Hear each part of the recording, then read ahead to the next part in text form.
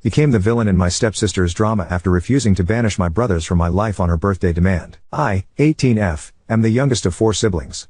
I have 3 older brothers: Michael, 28M, John, 27 male, and Chris, 25 male. Our mother passed away when I was 8, and since then, my father, 53M, and my brothers have been quite protective of me. I had father-daughter date nights with my dad and movie nights with my brothers, among other things. I think that was their way of making sure I didn't feel lonely. Last year, my father got married to Melissa, 45F. She, with her daughter Ashley, 18F, moved in with us. I always got the sense that Ashley didn't like me. She would talk to my dad and my brothers, but she never talked to me. Whenever I tried to talk to her, she would answer curtly and then walk away. I never understood why, or if I did something to her, but after a few weeks of trying to get along with her without success, I gave up. We were civil to each other and that was enough. My brothers were also on the fence about her. She keeps insisting to be invited to our movie nights, but she would always demand to see a movie she liked even if none of us liked it, and she kept trying to cuddle with my brothers, which they find uncomfortable and weird because they don't really know her. Chris actually told her to knock it off because he didn't like that she was so touchy with him. Recently I had my 18th birthday. It was fun and low-key and I got wonderful gifts. The next day Ashley came to me and told me that it was unfair that my brothers' gifts to me were better than their gifts to her for her birthday last June. For context, my brothers each gave her a $200 gift card to different stores so she can buy what she liked, because they didn't really know her. They gave her gifts to be civil. My brothers got me a personalized perfume, a signed copy of an entire book series that I've been obsessed about lately, and a personalized planner with messages and quotes on each page. I will admit that they put more thoughts into my gifts, but I think it's fair since they don't really know her. But then Ashley started crying, saying that I always got everything and she got nothing, and she then demanded I stop hanging out with them and said that if I didn't hang out with my brothers so much, then they would pay more attention to her.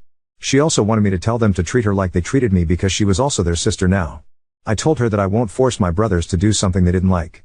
She insisted that I call my brothers right that moment, to tell them that I would hang out less with them and that they should get Ashley better gifts. I refused. Apparently she told her friends and cousins, because I've been getting messages from them telling me I'm a spoiled, selfish kid, so I'm second-guessing myself. So, Ida? Update 1. Your suggestions and advices are really appreciated. I did post it in the comments, but for those who didn't see it, I did tell my brothers and father about what Ashley did, and my father said he would talk to Melissa first and they would talk to Ashley the next day. The day after I told my dad, we all had a talk.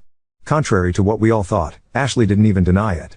She just basically repeated what she told me. She sounds like a broken recording at this point. My dad told her that while he understands that she might feel excluded because my brothers and I were so close, demanding that I spend less time with my brothers and bullying me through her friends and relatives were so wrong. Melissa started talking, apologizing for what Ashley did. She said she knows it was wrong, but she was hoping that we all could forgive her because she's just having a hard time with the changes in her life. Michael pointed out that they did want a good relationship with her at first, but if this is how she was going to treat me, she could just forget it. All my brothers also opened up about how they were so uncomfortable with her trying to be so touchy with them. My father suggested therapy, but Ashley refused and started screaming. At this point I think my father had enough and said that she should go to therapy and work out her issues or she wouldn't be living in his house. That shut us all up. Melissa asked my dad if he was serious and he said yes. He said he loved her and he was concerned about Ashley, but he won't allow his daughter to be bullied in his own house. Ashley looked really shocked. She would be going to a local college and she planned to stay at home so she could save rent, so this must have bothered her a lot.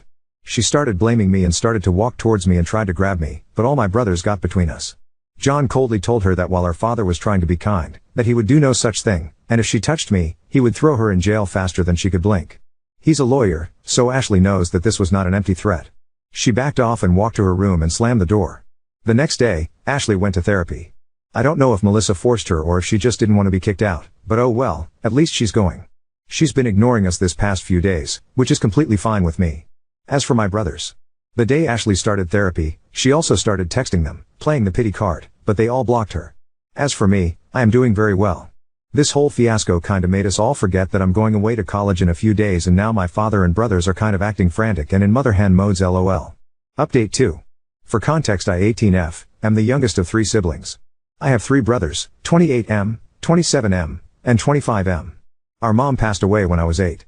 Last year my dad, 53M, married Melissa, 45F, and she and her daughter from a previous marriage, Ashley, 18F, came to live with my dad and me. Barely a month ago, I actually made a post here, because Ashley was hysterically forcing me to stop hanging out with my brothers because she wanted them to pay more attention to her. She blames me for everything and repeatedly told me that I was preventing her from bonding with my brothers. We all sat down and talked. Ashley went to therapy, and I went to college, but I know she still despises me. Now to the current issue. A little bit over a month ago, I turned 18. My maternal grandparents gave me a family heirloom. It was a pair of diamond earrings. It used to belong to my mother, but since she was unable to give it to me, my grandmother held on to it until my 18th birthday. I keep it in a locked drawer in my room. Yesterday Ashley and Melissa went to a wedding. I knew because Melissa made a Facebook post. I didn't think much of it, but in one of her posts, I saw Ashley wearing a pair of very familiar earrings. I know it's bad to accuse people without proof, but I just immediately knew that those were my earrings. I called my dad and my brothers and informed them and went home. I called Melissa and told her about the situation, but she didn't quite believe me because Ashley had told her that she borrowed the earrings from one of her friends. When I got home, I saw that the drawer had been busted open and my earrings were gone. We checked the security camera in the hallway. I had one installed because of previous events, and it did show Ashley going into my room and then coming out a few minutes later. I was a bit frantic. My dad called Ashley and demanded that she returned my earrings. She denied it at first, but when he told her that we had video footage, she began to get defensive, saying that she just borrowed them and that I wasn't using them anyway. She then blocked my dad and Melissa wasn't answering her phone either. I was debating whether to go to the wedding that instant, when my brothers, who were quite fed up with Ashley at this point, told me that we should go to the police station and file a report for theft. I was quite reluctant at first, but then I remembered that those earrings were something my mother had left for me and she had taken it without asking permission. We went to the station and filed a report and showed them the security footage. This morning, Ashley was taken to the police station for questioning. Ashley and Melissa are still at the station, and I've been getting calls and texts from her relatives that I was dramatic and that I shamed their family because a lot of the guests who were staying at the hotel saw the police officers. Update 3. My original post got locked and I wasn't gonna update, but I received so many messages asking for one, and telling me I could post the update on my profile, so here it goes. A lot happened, so to anyone still reading this, buckle up, this will be quite long. First of all, the question everyone has been asking, yes, I did get my earrings back. They are now in a safer place. Next, I don't know all the specifics and the legal side of things, since my brother handled most of it, but here are the details. The earrings cost quite a bit. Apparently my grandparents had it certified and they had all the documents, and so Ashley was in quite a bit of trouble. My father, who was at the station, told me that Ashley was kicking and screaming the whole time. At first she stuck to her story that she borrowed it from her friend, but the police showed her the video evidence, and plus the fact that she could not name a friend whom she supposedly borrowed the earrings from. Also, the earrings were in a personalized engraved box, which she had with her. She also, honest to God, as my dad said, tried to run away while the officers were talking to her and bit the officer that tried to stop her. So she had to spend the night at that little jail at the station until she apologized. I'll be honest and say this entertained me a lot. Yes, it's bad to laugh at other people's misfortunes, but hey, I'm only human. Melissa, Dad's wife, told us that she was extremely disappointed in all of us. She said she knows that what Ashley did was in a gray area, her words, but that we could have waited until she returned it and not escalate things. My brother, the eldest, then asked her that if she didn't want us to escalate things, then why did she end the call and stopped answering her phone that night? She had no answer to this and just keep repeatedly saying that we should make considerations for family. She even added that Ashley looked pretty in the earrings and that diamonds should be used and should not be just locked up in a drawer. This leads me to believe that she knew Ashley took my earrings from the very start, and just let it be. Sadly, I have no way to prove this. My dad is divorcing her. They had a prenup, so I don't think she's getting much and I hope this will be settled quickly. Ashley has been messaging me mean things, just her usual spiel. I did not block her, but I don't read the messages. We are planning to use this for a restraining order against her, since we all believe that she might try to contact us again. As of now, they are out of the house. Melissa is still asking my dad to reconsider. Dad said that he can't have a thief live in his house and that no matter what, his children are his first priority, and he feels that Ashley is a danger to me and my brothers. Melissa tried to contact me and my brothers, but we have all blocked her. This has become quite a circus, and I sincerely hope that this whole thing is coming to an end. I hope this is my last post here. Thank you so much to everyone who has commented and messaged me asking about my well-being. I truly appreciate it and I'm very thankful for all the advice and well wishes. Edit, I received a few messages asking if Ashley didn't know that there was a camera in the hallway. I don't know, but I never explicitly told her, hey, there is a security camera in here. But, they are in plain view and are not hidden, and I don't see how anybody could mistake them for anything else. Say? A few people also asked why there was a security camera in the first place. A few years back, our neighborhood had multiple burglaries. During this time, I was often home alone from the time I got home from school to the time my dad would arrive from work. My father and brothers got a bit overprotective and had them installed. They were never taken down. After my first post in Ida, a lot of Redditors messaged me and advised me to be cautious, because Ashley might try to steal something. Well, they were right, so I double-checked that they were working. Now on to second story. Fiancé secretly got a face tattoo, now her career is in jeopardy, she's blocked me, and returned my ring. My fiancé Kim, I have just learned, is completely insane.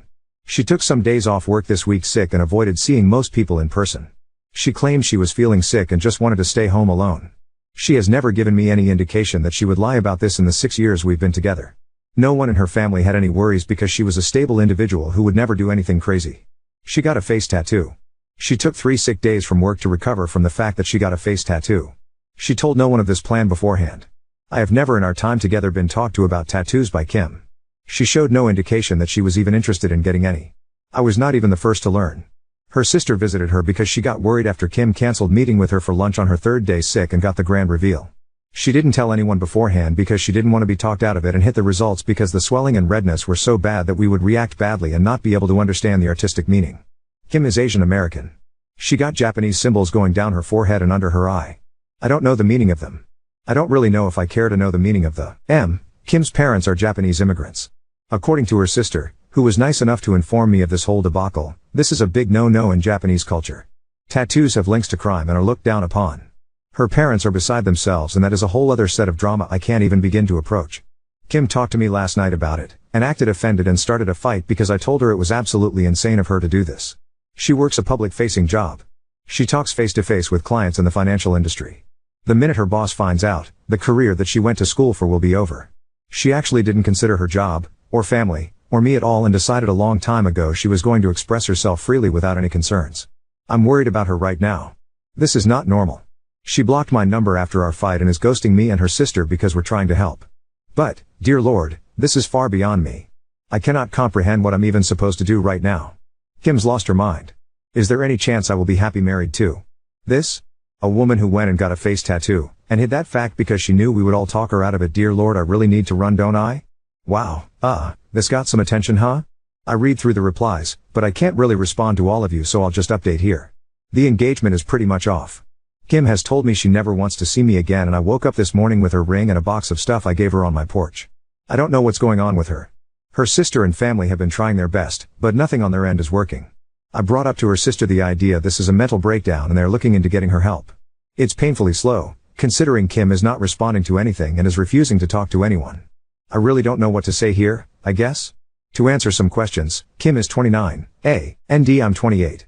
In the 7 years I've known her, she has never acted like this at all. She had a good relationship with her parents, and while they were a bit overbearing at times, they supported her in going to college and getting a career rather than starting a family. From what I've gathered, they probably would have been fine with any tattoo she got as long as it was not on her face, neck, or hands. Even then, this kind of behavior is as far from Kim as I could have imagined. She just lost her mind out of nowhere? It's not like I can do anything about it either. She's blocked my number and does not want to see me. I'm just at a loss for words. One day I'm engaged, and the net I'm not and my ex has a face tattoo.